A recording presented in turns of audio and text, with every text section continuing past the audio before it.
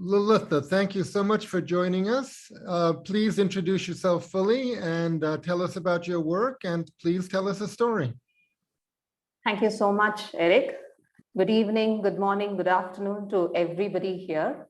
I am Lalitha Thilak. I am from Chennai, south of India, and I have my own program called Speak Through Stories. So during the pandemic, I've been conducting storytelling sessions for children on the weekends, and it has been a wonderful experience so far. I'm also part of the Chennai Storytellers Group and the Indian Storytelling Network. So I thank Eric for giving me this opportunity. In fact, it's the second telling for me in this festival, and I really thank him for giving me this platform to share my story. Today, I'm going to share a story which I have written by myself, and it is called Hello, Good Evening. So here I go. Tring, tring, tring, tring, tring, tring. Hello, hello, good evening. How are you, my child? Oh, Appa, hi, I'm fine. So what's cooking? What's special today? Oh, Appa, usual, Pa, as usual. Anything urgent, Pa? How are the children, Konde? Oh, all fine, Papa. Can I call you back later? I'll just call you back. How's your day? Oh, I'll call you back, Pa. Bye. Click. Mr. Ranganathan was a loner, not out of choice, but more out of a necessity.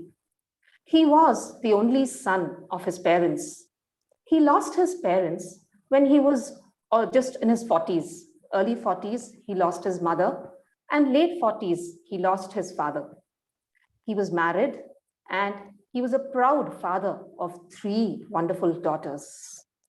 Now, he dabbled in business for a while. He tried pharmaceutical business. He tried transport business. He bought a lorry. He got minivan. But unfortunately, all his businesses ended up in losses. Now, this was the reason he had to seek a job in a private firm. And here too, he did not stay in a job for a very long time. And that too, most of the jobs he got were in different cities. Now, this was the reason he stayed away from home for most of the time.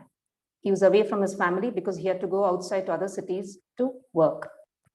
But yes, he had this one companion. Oh yes, the telephone. He simply loved the telephone. He loved calling people. He loved wishing them, greeting them, connecting with them. And that is how he used to keep in touch with his friends and relatives. In fact, his second daughter has this distinct memory. In their house, there used to be a small office room. And in that room, the table and chair, and there was a landline phone. In those days, I'm talking about late 80s and early 90s, it used to be only the landline dial-in phone, right? Where you have to dial in the number, the landline connection. So his daughter remembers that he had this telephone diary. It was a long rectangular maroon diary indexed with alphabets, those tiny alphabets popping out, where he meticulously maintained all his contacts. And on the morning of any festival, be it New Year, Diwali, Pongal, he used to sit down and start calling people. Now his wife used to mumble from the background, unga appa soita aramchachu, dil egira pordu, which literally means, see, your father has started dialing. I'm sure the bill is going to shoot up. But he never used to bother. He used to call up all his relatives and friends and wish them on the day of the function. And his daughter also remembers that before his conversation, he used to always start the call with a good morning, good afternoon, or a good evening, depending upon the time of the day. Oh yes, he simply loved the telephone, and that was his companion. Years passed by. His daughters settled down. His eldest daughter, she was married and she had 2 children, a boy and a girl. The second daughter was also married, and the third daughter was working. Now, his wife and third daughter were living in Chennai. And once again, Mr. Ranganathan was away from his family. He was living in a small place called Gumadipundi, away from Chennai, because he had landed a job there. It was the year 2007, and that was when Mr. Ranganathan got his first mobile phone, a small Nokia button phone. And that too, secretly he called up his eldest son-in-law and requested for a mobile phone without his wife's knowledge. because he knew how his wife's reaction would be if she gets to know. So this mobile phone became his comfort companion. Now, he had this habit of giving a good morning call to his home every morning. All of us know, right? Morning hours is a rush hour. The wife used to be busy in the kitchen preparing dabba or lunch for her daughter. The daughter used to be busy in her laptop with her office work.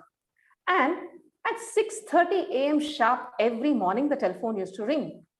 Now, at times, both of them were so busy that the daughter used to shout. When the moment the phone rings, ring, ring, the daughter used to be busy and she said, Amma, Amma, pick up the phone. I'm sure it must be Appa. And then the mother in the kitchen who's busy cooking will say, oh, no, no, Chanda, just pick up. I know it's your dad. Early in the morning, only he'll call up to give a good morning call. Just pick up.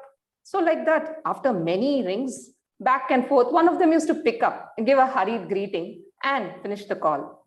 But of course, this did not deter him. And he used to give his good morning calls every morning. His second daughter, now she was married into a traditional Orthodox family. She had two little girls aged 4 and 2. And she did not have a mobile phone then. So in her house, it was the only landline connection. And he used to call her up in the evenings around 7 p.m. Now, again, she used to live with her in-laws in a joint family. So it was very difficult for her to have a free conversation with her father. And not only that, the evening time, the 7 p.m. time, was a bit tricky time. It was a dinner time. Either she used to be cooking for the family or for her little children. But then he used to give the evening calls and pring, pring, pring, pring. The moment the phone used to ring, the girl used to hurriedly pick up the phone. Hello, hello, good evening, Konde. How are you? Very nicely, very lovingly, he used to greet his daughter. Konde means my child in Tamil. Hello, Pa. Hi, Pa. All fine, Pa. So, Konde, what's cooking today? Appa, as usual, Pa. Appa, I'm actually busy, Pa. Okay, how are the children, Konde? Appa, I'll call you back, Pa. Sure. And she used to finish the call. This call you back thing never used to happen so promptly. Not intentionally, but we all know one is always caught up in the whirlwind of day-to-day chores. Now, it so happened that one evening, the same pattern, the conversation happened. He called up when she was preparing dinner, and she was talking to him in a very hurried manner. And that evening, he told his daughter, you know, all of y'all are so busy. Y'all don't have time for me. Maybe I should stop calling y'all so often. Now, the sad part was he called and he told this on a Thursday evening. And the next day, Friday afternoon, he collapsed in his office due to a massive cardiac arrest. And even before collapsing, he had actually called up his landlady, who was more like a sister to him, and thanked her for the lunch she had packed him and said the lunch was very tasty. Now, this left a very, very deep impact on his second daughter.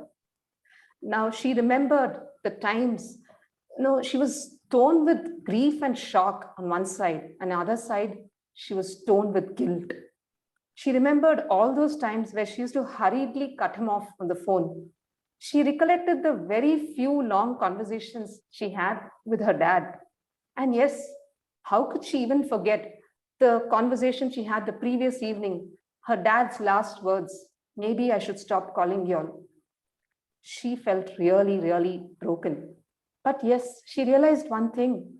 Staying far away from home, her father was actually so lonely that he needed those 2 to 3 minutes of her time just to share tiny tidbits, asking him how his day was, just telling him what she cooked, even if it was a normal meal, and just telling him about the kids, small things about her children. And that is when she realized the importance of communication. Ironically, the first mobile phone she got was her father's old Nokia button phone. Now today, it's 12 years since Mr. Ranganathan has passed away. Every morning, the second daughter calls up her mother, who now lives alone because her younger sister got married a few months after her father's demise. So she calls up her mother in the morning to give a good morning call. She wishes her mother a good morning, asks her if she slept well, and wishes her a good day ahead. She's been doing it for the past 12 years. Her mother, she's got so used to it that in case she misses, her mother calls back later during the day and said, "Did you call? Ni call panle, good morning call. Are you okay? Is everything all right?" So that was the impact of the good morning call. She also realized how greeting a person can make a difference. Early morning, when the milkman delivers the milk packets, she never fails to wish him a good morning and thanks him for the packets he delivered. Her servant maid comes to the kitchen window and greets her, saying, "Good morning, Amma." And she says, "Good morning, Shanti Ma. How are you?" And the servant maid smiles and replies, "Fine, Ma." And she starts her work. And of course, the van driver, he always responds to her good morning with a cheery, "Good morning, madam." On any festival or occasion, she does take an effort to call up personally, even in this day of WhatsApp status, messages, and Facebook. She takes the effort to call up personally her relatives and her friends. And she doesn't have any ego issues, or she doesn't mind taking the initiative first. So the two things she learned from her dad was the importance of communication, staying in touch, and the difference a greeting can make. Last but not the least, her love for old Hindi songs comes from her dad. किसी की मुस्कुराहटों पे हो निसार, किसी का दर्द मिल सके तो ले उधार, किसी के वास्ते हो तेरे दिल में प्यार, जीना इसी का नाम है. My dear friends, Mr. Ranganathan was none other than my father, and I, Lalitha, am his second daughter. Thank you.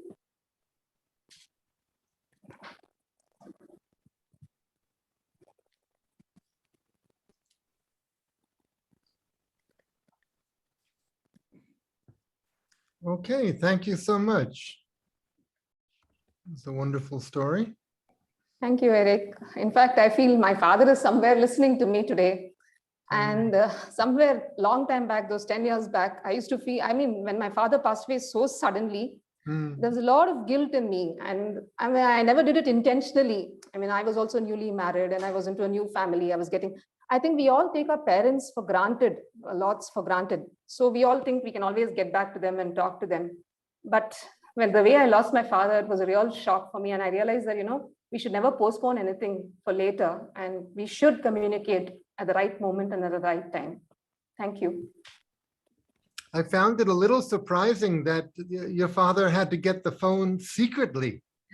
My mother always used to get annoyed with this habit, Eric. I mean, you have to see the mentality of people those days, right? They always used to be worried about the bills and the expenditure behind anything. So she always used to get, and moreover, my father was always had to struggle in life. So we were not financially so well off. So that is one of the reasons, like, my mother thought it was a luxury then for him, a mobile phone. So, I mean, it's okay. Now times have changed. Of course, mobile has become a basic necessity. But I was talking about, late 90s, early 2000 times. That's what.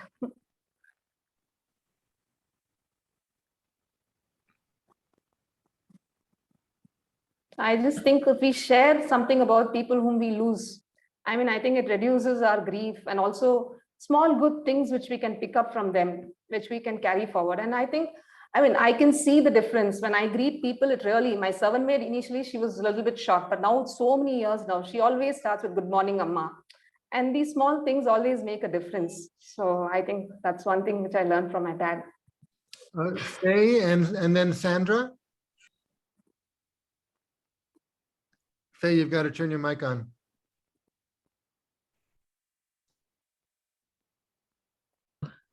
Oh, there. I didn't actually raise my hand, but I really enjoyed your story, Lalitha. Thank you. And you'll find that mine's a little bit on a similar theme when I get to telling it. So you'll realize I agree about thinking about those who've passed on. Thank you so much. And I just have to thank you from the bottom of my heart for that heartfelt story. It was really beautiful and made me think about my father. And thanks so much.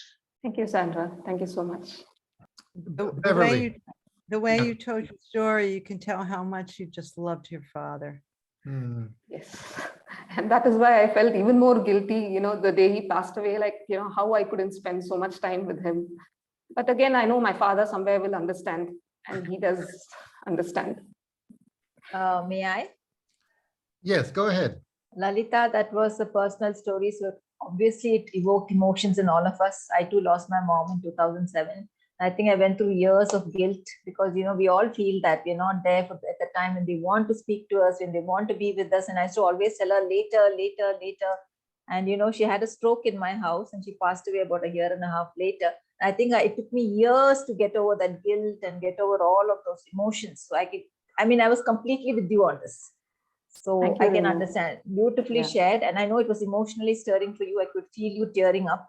Yeah. But that was a great thing because I think when we share our stories, it does heal us. It does heal us because we feel that connect with others because everybody has experienced some kind of a loss or the other and that guilt is always there. So thank you, Lalita. Thank you, Renu. Thank you so much. Okay, Lalitha, thank you very much. Thank you, Eric. Thank you so much. Okay.